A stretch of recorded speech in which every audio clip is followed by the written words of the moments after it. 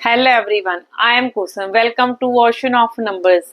हम number series में find out the wrong term कर रहे थे। आओ नेक्स्ट सम करते हैं। देखो, आपको जे सीरीज को देखने से ही पता चल रहा होगा कि जे सीरीज क्या हो रही है, बढ़ रही है। इसका मतलब इसमें क्या हो रहा है, मल्टीप्लाई हो रहा है। अब 10 को किसके साथ मल्टीप्लाई करें कि हम 26 के नजदीक पहुंच जाएं।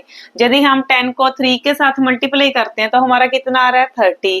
पर जहां तो 26 है तो यदि -4 कर दें तो हमारा कितना आ जाएगा, 30 - 4 इज इक्वल टू 26। तो जहां पे आ रहा है, नेक्स्ट करके देखते हैं भी हमारा पैटर्न सही है। अब 26 को यदि 3 के साथ मल्टीप्लाई कर रहे हैं, -4।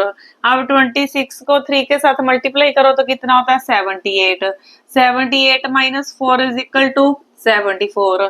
अब जहाँ पे आ रहा है हमारा पैटर्न बन गया। अब देखो, हमें ये तो पता चल गया था सीरीज को देख के भी, ये सीरीज बढ़ रही है, इसका मतलब इसमें क्या है, मल्टीप्लाई हो रहा है। फिर हमने ये देखना है कि इसको किसके साथ मल्टीप्लाई करें कि हम इसके नजदीक आ जाएं। तो हमने 3 के साथ मल्टीप्लाई करा तो 30 आ गया, पर यहाँ पे तो 26 था तो -4 कर दिया तो हमारा क्या आ गया, 26 आ गया। नेक्स्ट करके देखा तो हमारा पैटर्न क्या हो गया, सही हो गया। आगे आगे नेक्स्ट करते हैं। देखो, 74 को यदि 3 के साथ मल्टीप्लाई करेंगे और -4 करेंगे तो हमारा कितना आ रहा है, देखो 222 आ रहा है, और -4 तो कितना आ गया, 218। तो हमारा सही आ रहा है। तो इसके लिए हमारा पैटर्न क्या है, सही है। नेक्स्ट करो। देखो, 218 को यदि हम 3 के साथ मल्टीप्लाई करेंगे और -4 करेंगे, 218 को 3 के साथ मल्टीप्लाई करो तो कितना आ जाएगा, 654 - 4 इज इक्वल टू कितना आ गया, 650। तो देखो, जहाँ पे तो 654 है, देयरफॉर रॉन्ग टर्म क्या होगी हमारी, 654 होगी। तो जहाँ पे क्या आना चाहिए था, 650 आना चाहिए था। तो देयर फॉर रॉन्ग टर्म क्या होगी, therefore the wrong term is equal to 654। यदि जहाँ पे 650 होता तो हमारा पैटर्न क्या था, सही था। पर जहाँ पे तो 654 है तो देयर फॉर रॉन्ग टर्म क्या होगी, 654 होगी। आओ नेक्स्ट सम करते हैं। अब देखो, इस सम को अच्छे से देखो। ये सीरीज भी क्या हो रही है, बढ़ रही है। तो इसका मतलब इसमें भी क्या हो रहा है, मल्टीप्लाई हो रहा है। अब देखो, 1 को किसके साथ मल्टीप्लाई करें कि हम 3 के नजदीक आ जाएं। यदि 1 को हम 2 के साथ मल्टीप्लाई करते हैं तो हमारा कितना आ रहा है, 2 आ रहा है। पर जहाँ पे तो 3 है तो +1 कर दो तो कितना आ गया, 3 आ गया। 2 + 1 इज इक्वल टू 3 आ गया। अब देखो, यहाँ पे 10 है तो यदि हम 3 को 3 के साथ मल्टीप्लाई कर रहे हैं तो हमारा कितना आ रहा है, 9। 9 + 1 कितना होता है, 10।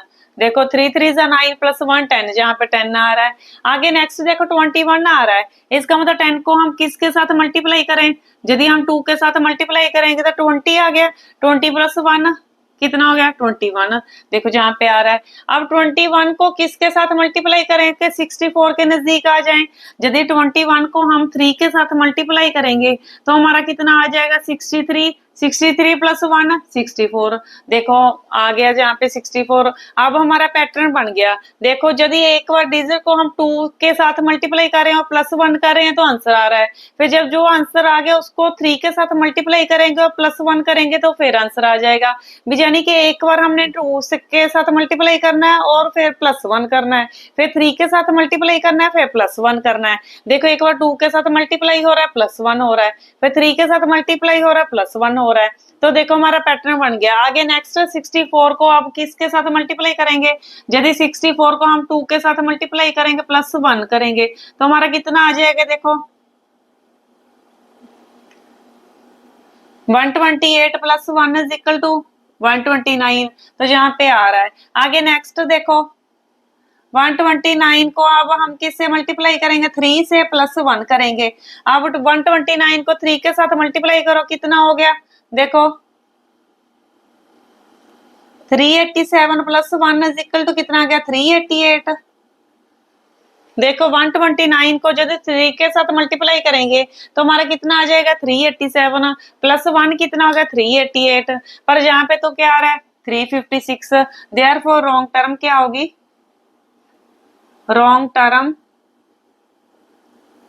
Is equal to 356।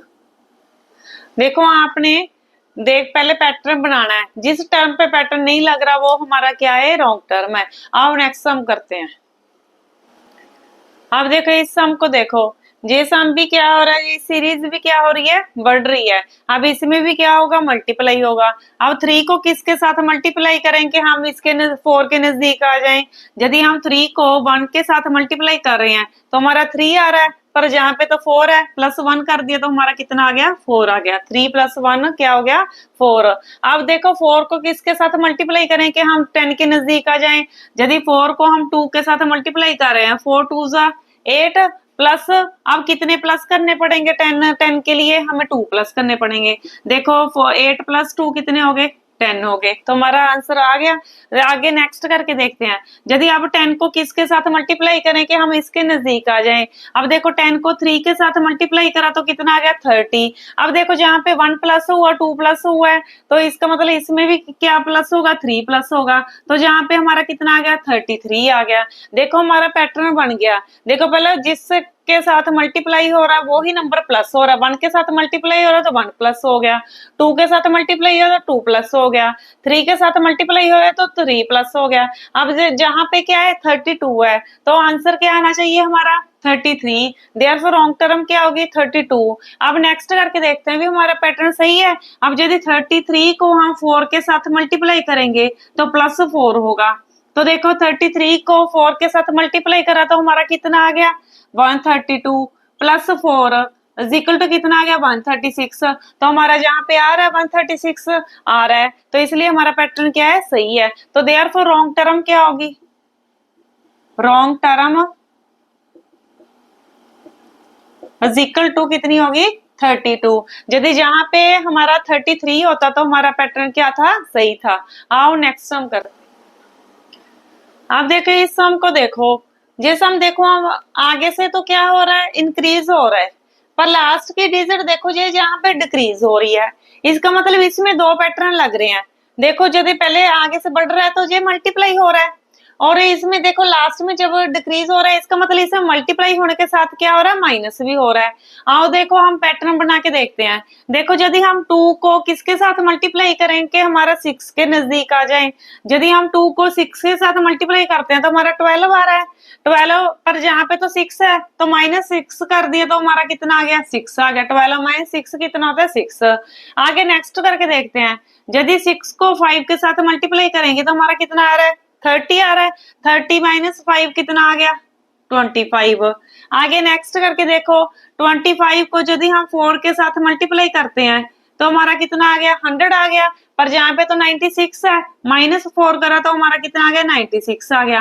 देखो जहाँ पे 96 भी आ रहा है, 6 भी आ रहा है, पर जहाँ पे 24 की जगह हमारा कितना आना चाहिए था, 25। तो देयरफॉर रॉन्ग टर्म क्या होगी हमारी, 24 होगी।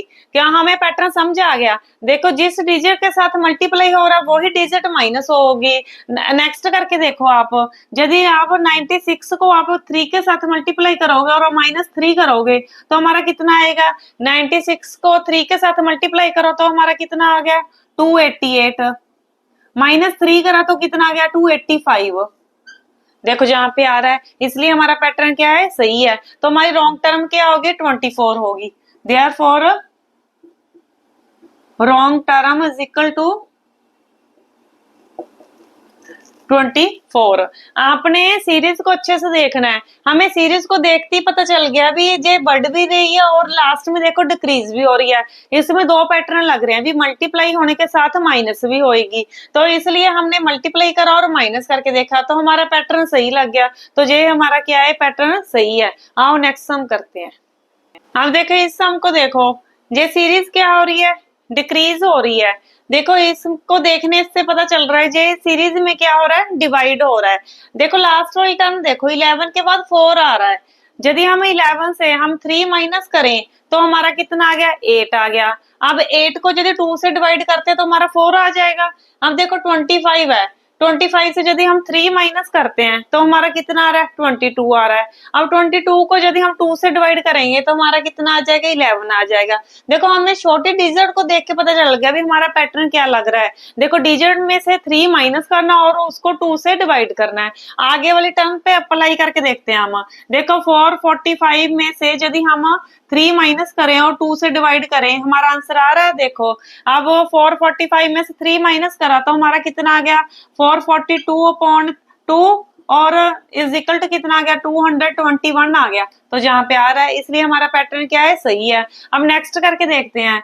221 को अब -3 करा और डिवाइड बाय 2 करा। अब देखो -3 करा तो कितना आ गया, 218 आ गया और डिवाइड बाय 2 कितना आ गया, 109 आ गया। तो देखो जहाँ पे हमारा पैटर्न सही लग रहा है, 109 आ गया। आगे नेक्स्ट करके देखो 109 - 3/2। अब देखो कितना आ गया, 109 से 3 माइनस करा तो कितना आ जाएगा, 106/2।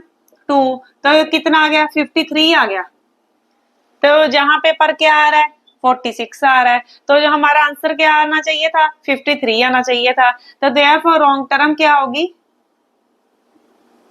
Therefore wrong term is equal to कितनी होगी, 46 होगी। यदि जहां पे 53 होता तो हमारा पैटर्न क्या था, सही था। देखो हमें लास्ट वाली जो छोटी डिजिट थी उससे देख के पता चल गया भी हमारा पैटर्न क्या लग रहा है। हमने -3 करके देखा, डिवाइड बाय 2 करके देखा तो हमारा पैटर्न सही लग गया। तो फिर हमने फर्स्ट वाली डिजिट पे लगा के देखा तो हमारा आंसर सही आ गया, इसलिए हमारा पैटर्न क्या है, सही है। तो हमारी रॉन्ग टर्म क्या होगी, 46 होगी। हम जितने ज्यादा हम प्रैक्टिस करेंगे हमें उतनी अच्छे से समझाएंगे। आपको वीडियो कैसी लगी, अच्छी लगी हो तो लाइक करना, शेयर करना और चैनल को सब्सक्राइब करना। मिलते हैं नेक्स्ट वीडियो में। Thank you.